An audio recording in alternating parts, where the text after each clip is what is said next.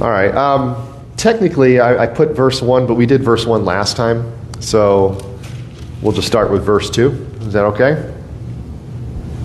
Hearing no objection. Practice my parliamentary procedures here.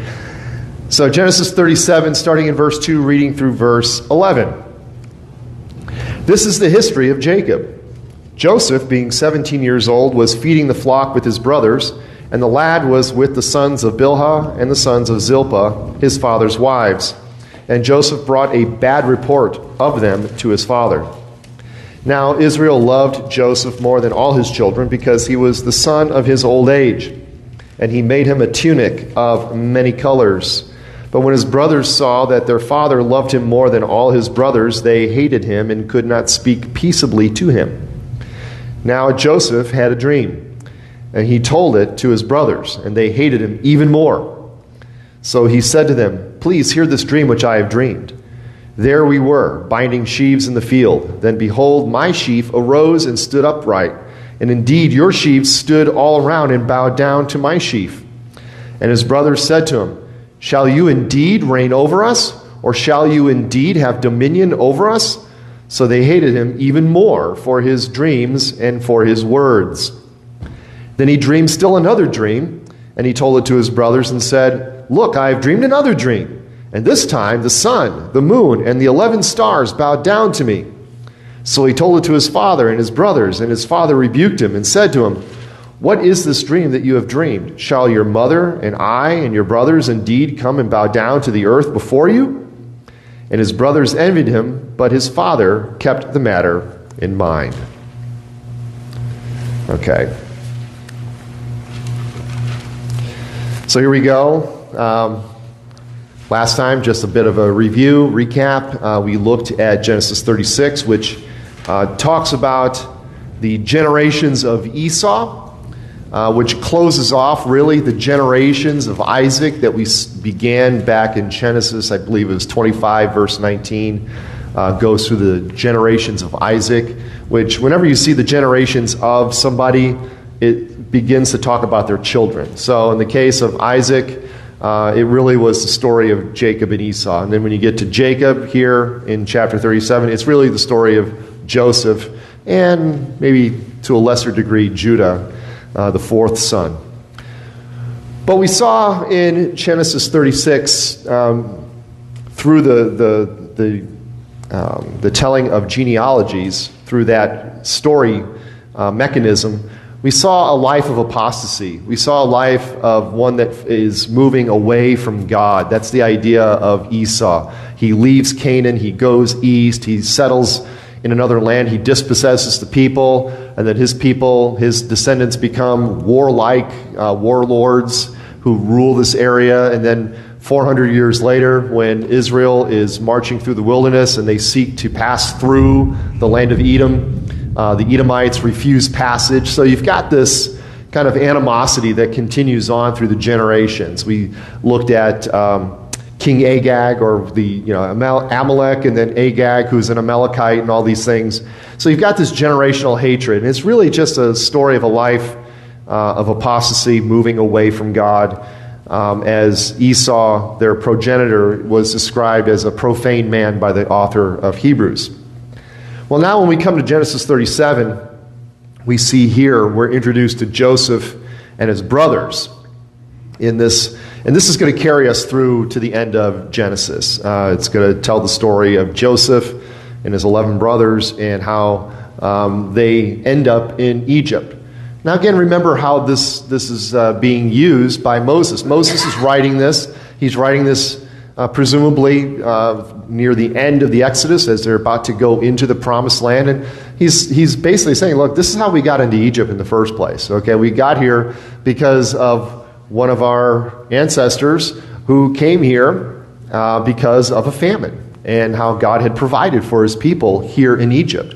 And now God is delivering his people from the abuses of slavery and from the abuses of a Pharaoh who hated us, to bring us to the Promised Land, the land that was promised to Joseph's great-grandfather, Abraham. So all of this is all meant to kind of give a history. Perhaps some of this history may have been lost by some of the people in that time. I mean, 400 years is a long time right? I mean, we think about it, it's like, oh, that's only, it's just a few generations here and there. It's like, well, it's a few if a few is like 20 or 30 generations, right?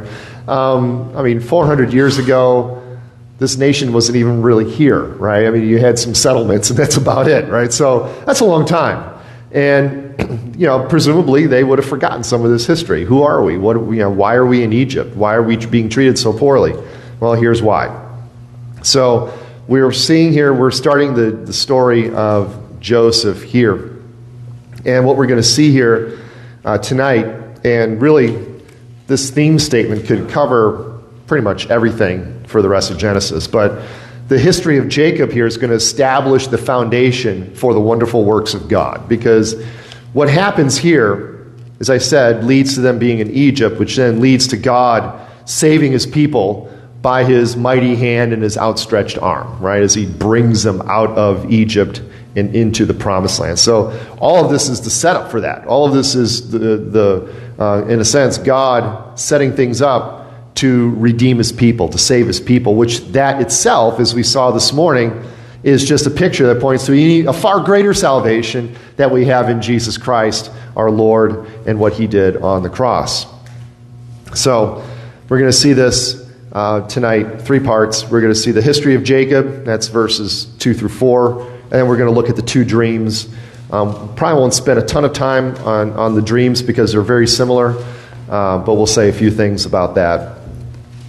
But here as we come to Genesis 37, we are in the final stretch, okay? I don't know, racing terminology, we've made the last turn, right? We're coming into the finish line here, as this is the last of the patriarchs, the last of the figures, the great figures in this book of beginnings. Now, I don't know why the New King James does this. This annoys me. Okay, this is an aside, so I'm going to come over here and talk about it, so I'm not in front of the thing. This annoys me that the same word is used in Hebrew, yet the New King James translates it differently each time it pops up. Now, if you have an ESV, it says what? These are the generations of Jacob in verse 2. That's what the word means. It's the Hebrew word toledot, which means generations. These are the generations. And yet here it says this is the history.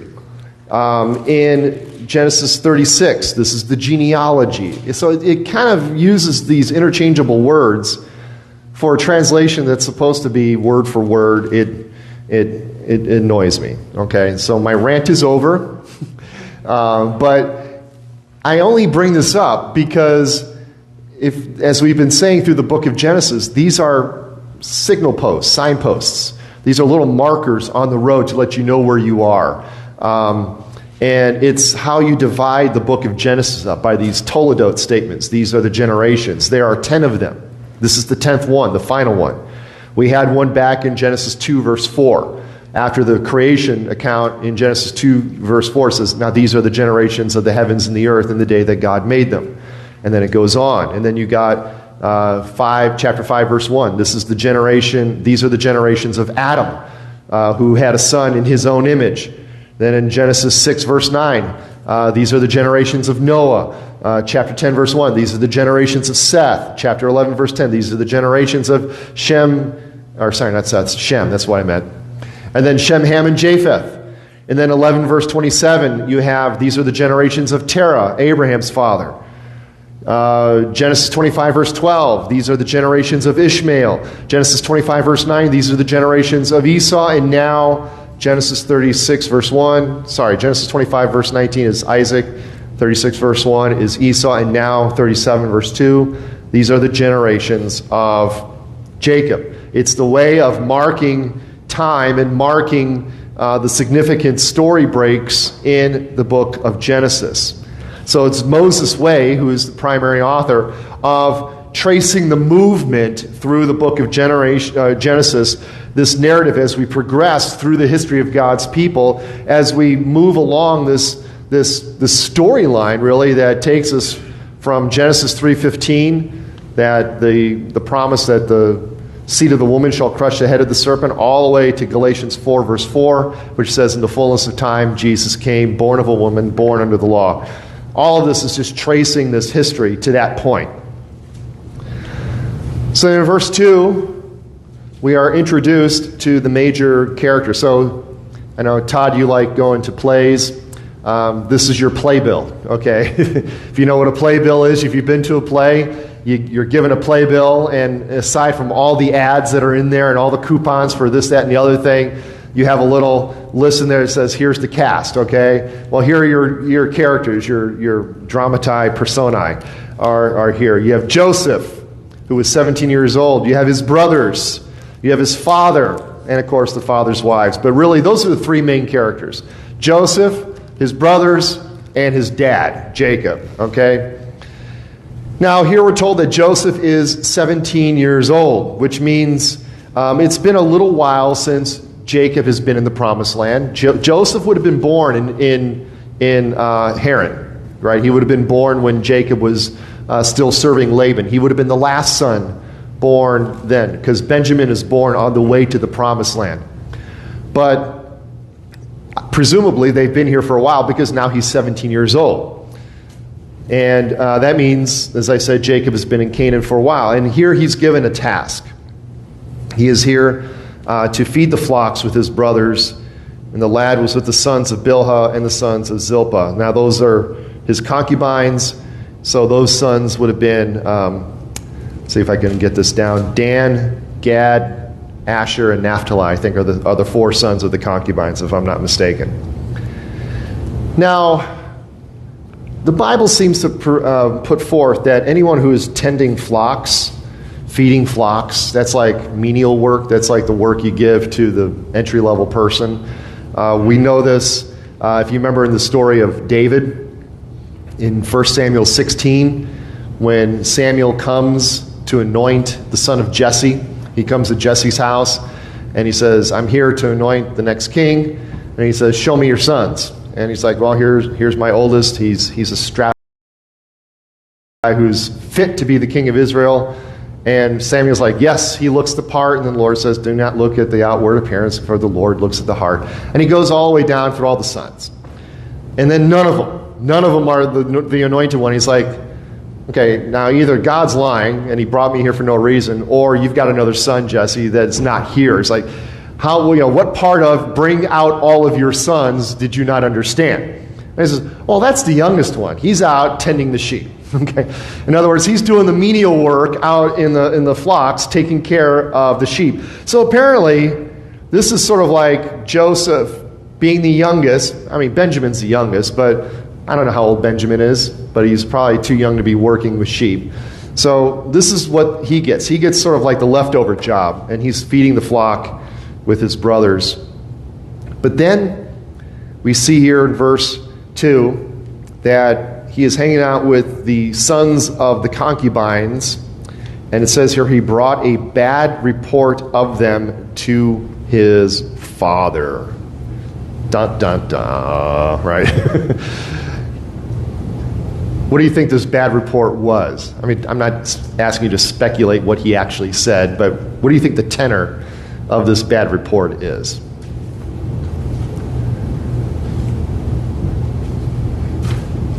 I'm speculating here, okay? We know Joseph is portrayed throughout the rest of the story as a man of almost impeccable character, right? When he's being chased around by Mrs. Potiphar. I hope I'm not spoiling the story here, right? We know this one, right? When he's being chased around by Mrs. Potiphar, right? He refuses to lay with her. He keeps his integrity. Throughout the entire time of his captivity, he keeps his integrity. So he's a man of upright character, but at this point he's only 17, right? He's his father's favorite, right? Do you kind of see where I'm going with this? You know, he's the youngest. I mean, if you've had multiple kids, your youngest is either the troublemaker or the spoiled brat, right? Because they're the youngest. They get all the best. How many here think that Joseph was probably being just a bit of a tattletale? I kind of think that as well, okay? This bad report, the word here, the phrase means like an evil report, whispering, defamation. So he's like, I'm going to go tell on them. I'm going to tell on them to my dad, so I get bumped up in status, and I'm no longer tending the sheep. So he's here trying to make his brothers look bad in front of his dad. And I can't say that with full 100% certainty, but I know human nature enough to know, and I know how siblings act, right? Okay, siblings are wont to do this, to tell on each other.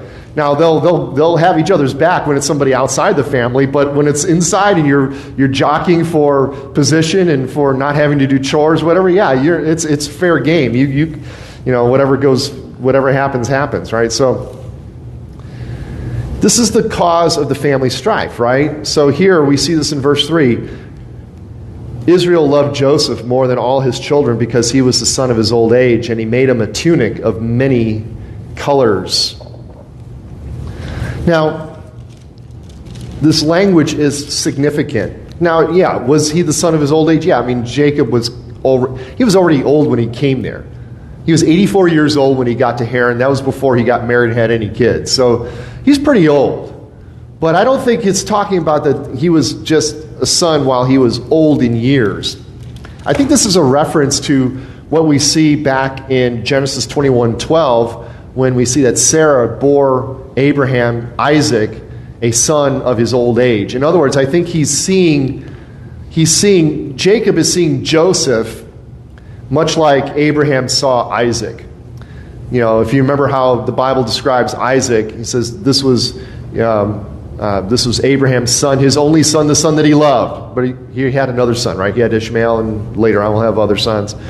But this was his son. This was the son of promise. I think by using this phrase, it's meant to suggest that perhaps Jacob sees Joseph as the son of promise. He's not Jacob's firstborn, though he is the firstborn of his favorite wife, so at least the one that he wanted to marry, as opposed to the one he got married to when he was too busy being drunk from his wedding party. Moreover, here we see Jacob repeating the sins of his father. What was the major sin that Isaac and Rebekah did back in Genesis 25? It was favoritism, right? Isaac loved Esau because he was the manly man and he loved to eat of his game. Rebekah loved Jacob because he was a kind of a homebody who stayed home and kept the sheep. He was a shepherd. So you've got this idea here of Jacob repeating the sins of his father. So just as Isaac and Rebekah played favorites, Jacob here is also playing favorites. This is going to work out just fine, right? What could possibly go wrong in this situation? A lot of things. Now we're going to see this is going to play a prominent role later on. Now, to demonstrate Joseph's favored status, and maybe because of the bad report that he gave of his brothers, he is given this tunic of many colors. The famous tunic, right? The famous multicolor, the famous Technicolor Dreamcoat, if you go by the play, right? Is that Andrew Lloyd Webber? Did he do that? Okay. The Technicolor Dreamcoat, or the Dreamer, he had this many-colored coat. Now, there's some debate on the proper translation of this. You might have, I don't know if the New King James has a footnote. I know the ESV does. It might say that it's a robe with long sleeves, or the New International Version calls it an ornate robe. The New Living Translation calls it a beautiful robe. What's the point? The point is that the robe marked Joseph off as the favored son. Okay? The point is that Jacob didn't go giving all 12 of his sons robes. Okay? He gave one son his robe, and that was Joseph. He was the favored son. He was the son of his old age. And shocker of shockers, verse 4, who didn't see this one coming? When his brothers saw that their father loved him more than all his brothers, they hated him.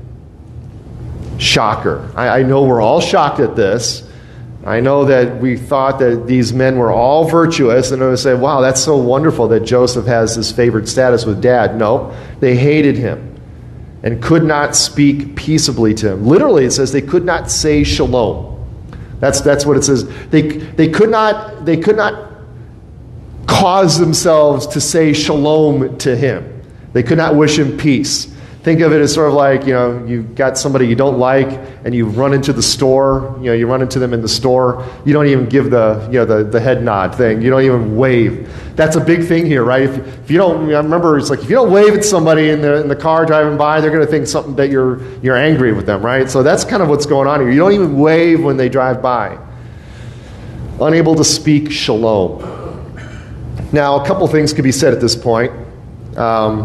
First, we've seen this all throughout the Genesis narrative, right? The idea here is that all of these figures, and they all play prominently in Hebrews 11, right? The Hall of Fame of faith, right? The faith chapter, by faith Abraham, by faith Moses, by faith Isaac and Jacob, and so on and so forth. We see all these figures, these heroes of the faith, these patriarchs. We call them the patriarchs, right? And they all show themselves to be saints with feet of clay. They all show themselves to be flawed individuals. Now, I for one, am a little relieved that the Bible shows these characters, warts and all, because it says that I have hope, right? But it goes to show that who's the hero of these stories? It's not Joseph. It's not Jacob. It's not Isaac. It's not Abraham. It's not Noah. It's not Moses. It's not David. It's not Solomon. It's not any of them. It's God. God is the hero of the story here, right? God is the one that we should trust. These guys, now they're tools that God uses, but they are saints with feet of clay. They're sinner saint, just like all of us. Now these are the patriarchs, okay? Let's not forget here, right? These brothers are the patriarchs. These are the guys that in Revelation, we know that these are the guys whose names are inscribed above the 12 gates in the holy city.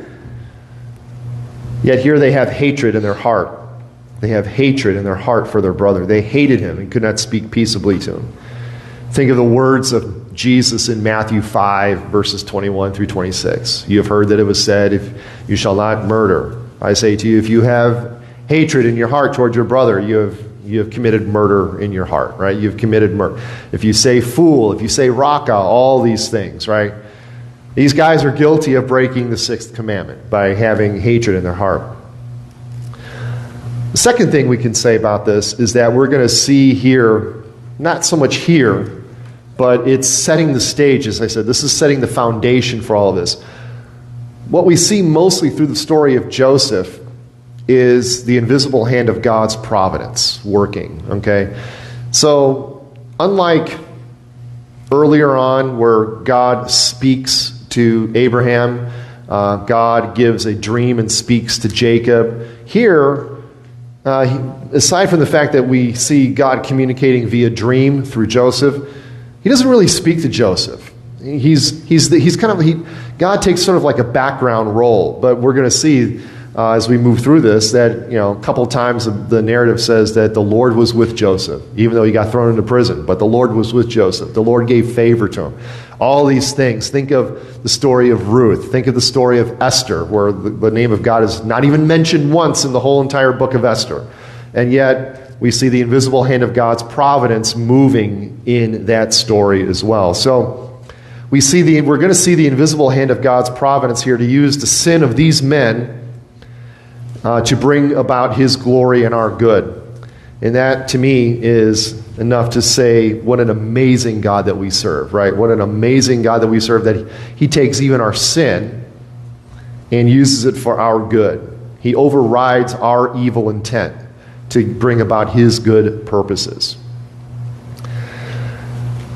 So now with that out of the way, let's look at the first dream in verses 5 through 8. We're going to look at the first dream here. So now Joseph had a dream, and he told it to his brothers, and they hated him even more.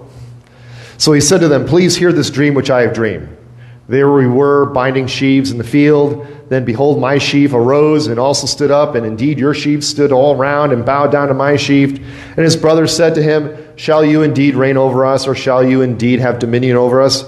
So they hated him even more for his dreams and for his words." That's a lot of hatred. Like, they hated him even more, and then they hated him even more. It's like even more. So here, just a few words about dreams, okay? The Hebrew here word for dream appears 65 times in the Old Testament, 33 of those times here in Genesis, and most of those in the narrative of Joseph, okay, where all these dreams are happening. Dreams, of course, are kind of one of the various ways God speaks to us in times past, right? Hebrews 1:1 says, God who at various times and in various ways spoke in time past to the fathers by the prophets, also through dreams, also through actual theophanies. There's just many of the ways that God has revealed himself and spoken to his people. Dreams are one of them. Now, in the time of the patriarchs, God either spoke to them directly, like he did with Abraham, right? Abraham, get up, leave, and go to the land that I'll show you. And Abraham, do this, and Abraham do that, and look at the stars and count them, and so on and so forth. He even appears to him in a physical form, and when he debates him over the judgment of Sodom and Gomorrah. But the other way that we see him speaking to the patriots is through dreams. And the last time this happened would have been Genesis 28:12, when Jacob has the dream, when he falls asleep in Bethel and has the dream of the stairway that leads up to heaven. Now, he had also spoken in dreams to other people. He spoke to King Abimelech in a dream when he said, don't touch that woman or you'll die, kind of, that thing. So dreams are just one of the ways that God speaks to people in the past. Now, we have the scriptures, so we don't have to worry so much about interpreting dreams. Now, to receive a prophetic dream like this would have been seen as a divine blessing. So when Joseph goes around saying, I dreamed a dream, and I'm going to tell you what the dream is, it's kind of like, I'm bragging, I've had prophetic revelation, and you haven't. Nah. That's kind of what's going on here, okay? So this idea of receiving a dream would have been seen as a divine blessing. Now what we're going to see also, too, is in the Joseph narrative, there are 3 times we see dreams come up. This one, later on, we'll see Joseph when he's in jail. He interprets the dream of the cupbearer and the baker. And then later on, after that, he interprets the 2 dreams of Pharaoh. So 3 instances of dreams, and they come in pairs, right? And they're saying the same thing. Both dreams are saying the same message in different ways. And so these dreams come in pairs. I'm not sure what the significance, other than it seems like when the dream comes twice, it's sort of like saying this is a fixed thing. I think that's what happens when he interprets the dreams of Pharaoh. He says the dream you've had is given to you twice to indicate that this thing surely will happen. It is fixed. So those are the things I want to say about dreams. So then here, verse 5, we see Joseph had a dream, or literally in the Hebrew, he dreamed a dream. I almost hear Martin Luther King, I had a dream. But he dreamed a dream. So far, so good. No big deal, right? Everybody has dreams. What's the big deal about it? Well, he dreamed a dream, and then he told it to his brothers. Now, understand the context here, right? His brothers, how do his brothers feel about him before this even happened? They hate him. Okay? Why would Joseph do this? He's poking the bear, okay? He is poking the bear. I have a multicolored coat and you don't. I had a dream and you didn't. I'm going to tell it to you. Guess what? Now, here, they already hated him. He was Jacob's favorite. He brought a bad report, and now he's coming up saying that he had a dream. And let's not forget who he's talking to. Right? Yes, they're his brothers. But Simeon, the oldest, the eldest, the firstborn, Simeon tried to usurp his father's position by sleeping with his concubine.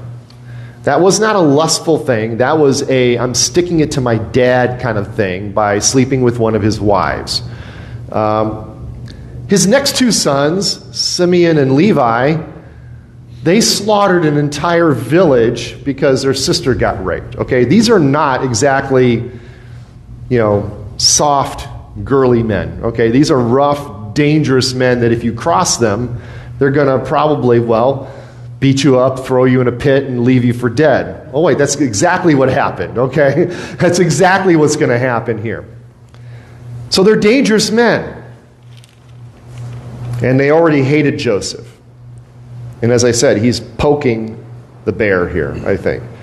I think Joseph liked being Jacob's favorite. I think he liked walking around in his tunic of many colors. I bet you he probably never took that sucker off the entire time, right? He probably just wore that thing all the time. So Joseph tells his brothers, and by the way, that's rain, I hear. What are the odds it's falling on your farm?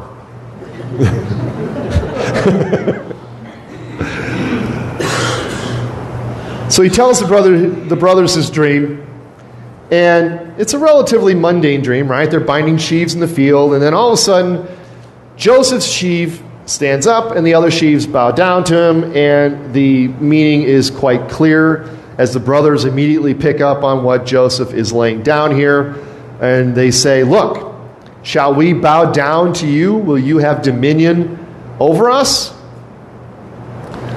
Now, they don't realize this, but because this is a dream, and since it comes from God, this is a thing that will come to pass. We know this later on in Genesis, chapter 42, verses 6 and 9, when Joseph is already second in command in Egypt. It says, Joseph was governor over the land, and it was he who sold to all the people of the land.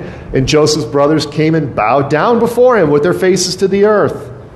Then Joseph remembered the dreams which he had dreamed about them. So there we know that these things will come true because these are dreams from God. But then as we see here, as if Joseph's brothers couldn't hate him enough, they hated him even more. And there's a little play on the words there. For the word where it says in verse, where do I see it? Oh, verse 8, so they hated him even more. The even more is a variation of the name Joseph. Joseph means to add. And in a sense, the author is using the name of Joseph to say their hatred was being added to. They're adding to their hatred even more over their brother here, over what is happening. Now again, I don't need to repeat myself by saying these sons of Jacob were sinful men. There's no love lost between Joseph and his brothers. We mentioned before God's providence, but if you remember from Belgic Confession, Article 13, when it talks about providence, it says that God rules and governs all things according to his holy will. How many things? All things, right? So that nothing happens in this world without his appointment. Nevertheless, God neither is the author of nor can be charged with the sins which are committed. I mention that because God is working in all of this. God is using their hatred. God is using Joseph's brattiness, his spoiledness, his kind of one-upmanship here. He's going to use all of this, and he's going to take it and work it for our good. Joseph's brothers have hatred toward their brother Joseph, but that hatred comes from their own fallen and wicked hearts. Joseph is acting like a spoiled brat by provoking his brothers. This seems like another family disaster that is just shaping up to come into place. But again, the good news is that because of God's providence, all of these things are going to be turned for good, right? That's why Romans 8:28 is such a great verse where it says, and we know that, again, all things, not some things, all things work together for good to those who love God, to those who are called according to his purpose.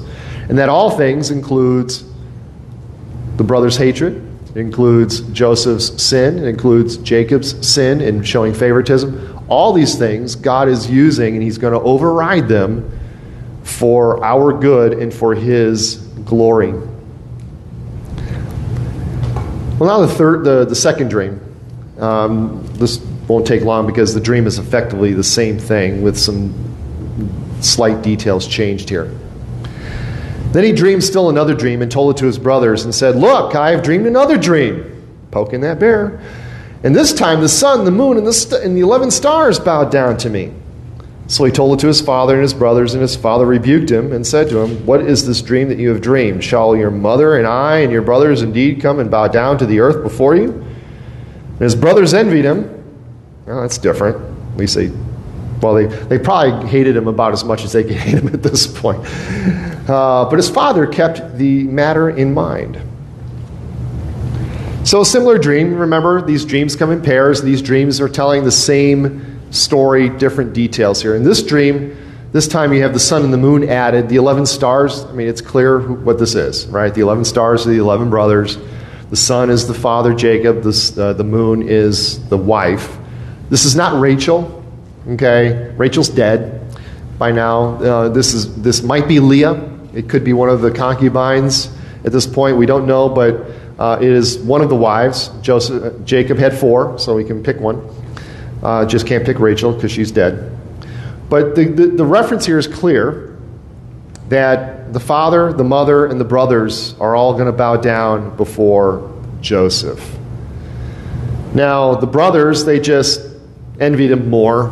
You know, I mean, at this point, you're in for a penny, in for a pound. What more? And what's the worst they're going to do? They already hate you, right?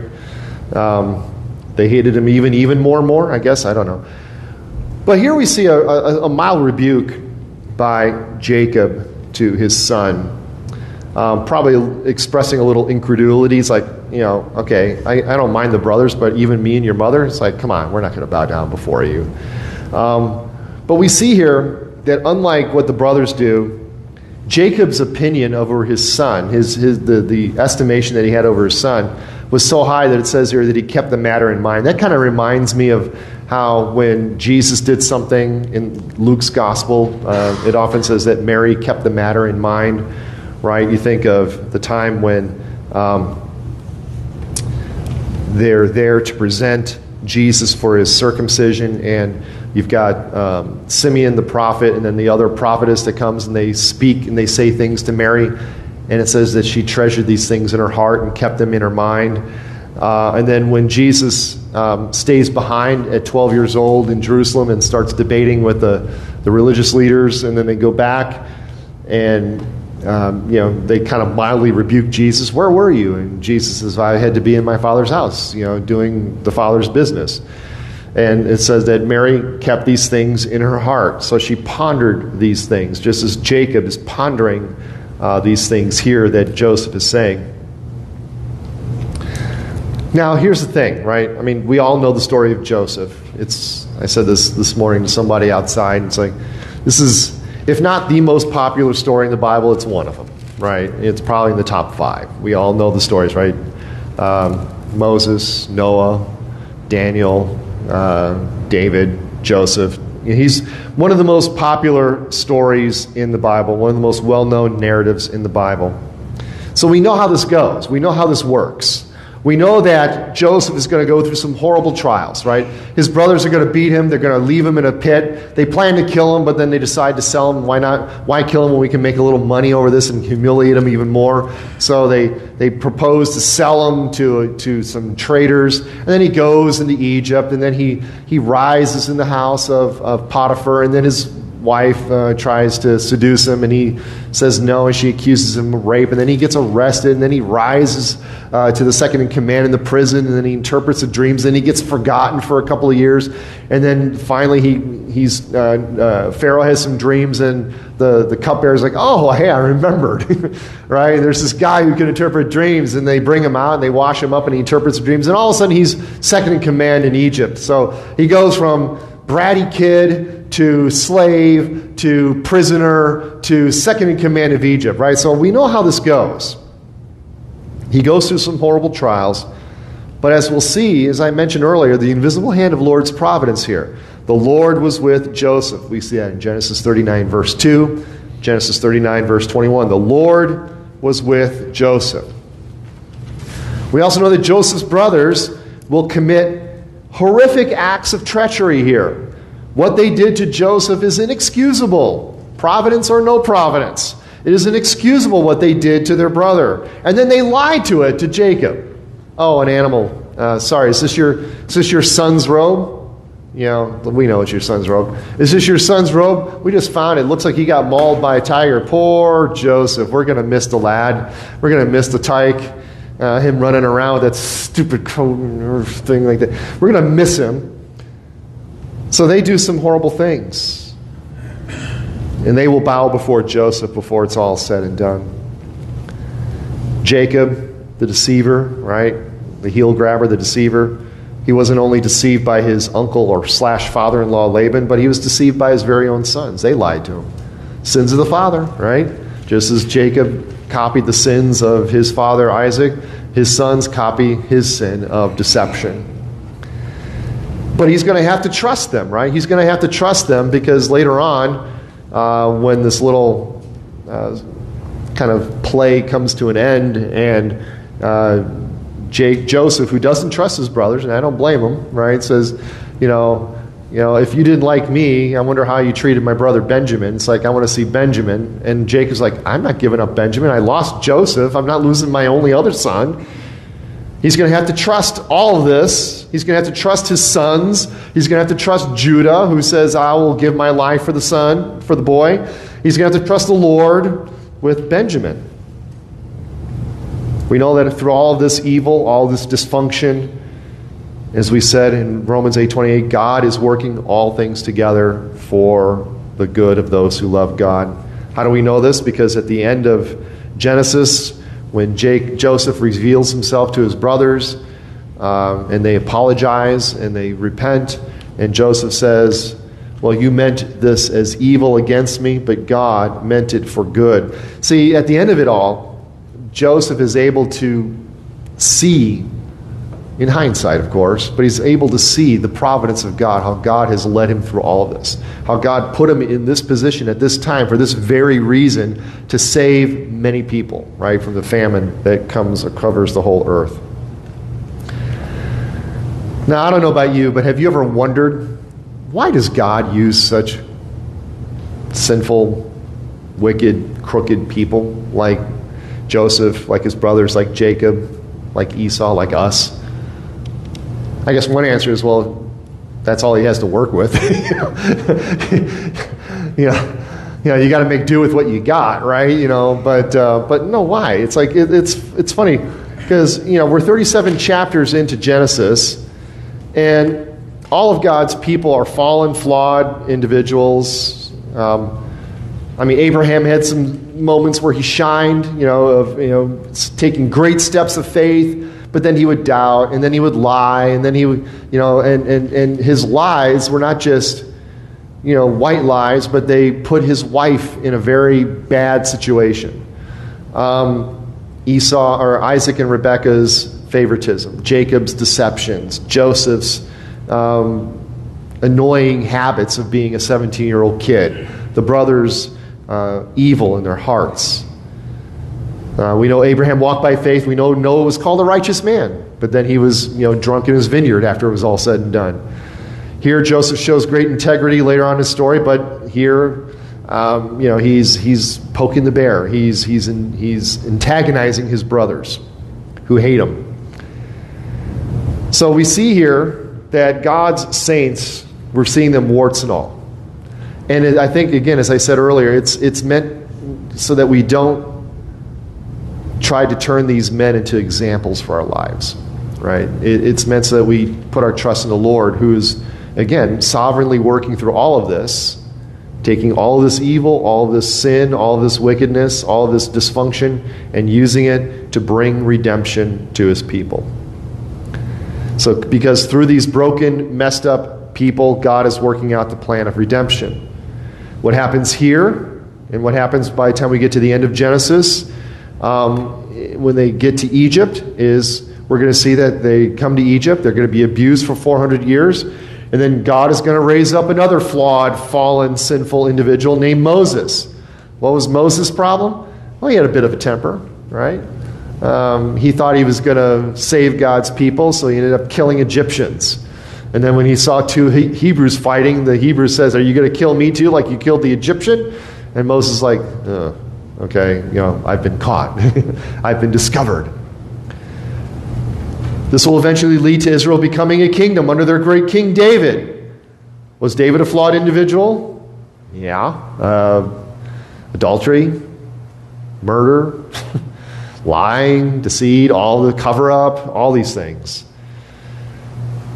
And then we get to Matthew chapter 1, verses 1 through 17, and you see the genealogy of Jesus, right?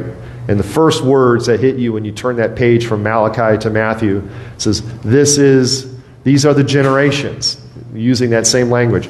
These are the generations of Jesus, son of David, son of Abraham. And then you see all these names in that list. You see Abraham, Isaac, Jacob, Judah, David, all of these guys. You see some of the most vile people in humanity are in that list. And at the end you see, and then there's Jesus, who is called, and then Joseph and Mary had a son who was called Jesus, for he will save his people from their sins. That genealogy, like all the genealogies, reads like a rogues gallery. And that's because they're not the heroes of the story. God is the hero of the story. Jesus is the hero of the story. We're not meant to idolize these people. We're meant to see how they lead us to Christ, how they point to Christ in their lives. Now, we typically don't refer to Joseph as a type of Christ, but there are some similarities and parallels between the two. A couple of comments here, quotes from some commentaries. This is from Richard Phillips. He writes this. He says, like Joseph, Jesus began as the beloved son of his father, dwelling in heaven with a glory that far outshone the magnificence of Joseph's lordly robe. Whereas Joseph was sold into slavery, Jesus willingly set aside his glory and gave himself up to the worst that our world can offer. Like Joseph, Jesus was betrayed by his brothers, despite his perfect righteousness. Jesus was delivered into the hands of evil men. Joseph's release from the dark prison was also a type of resurrection of Jesus, who was elevated, and not merely to the right hand of Pharaoh, but to the very throne of God. So one of the things I think you see here is not only that we're not to look at these guys as heroes, but to look to Jesus as heroes, but also to see how these individuals reflect Christ, how they point to Christ. Again, they're not perfect.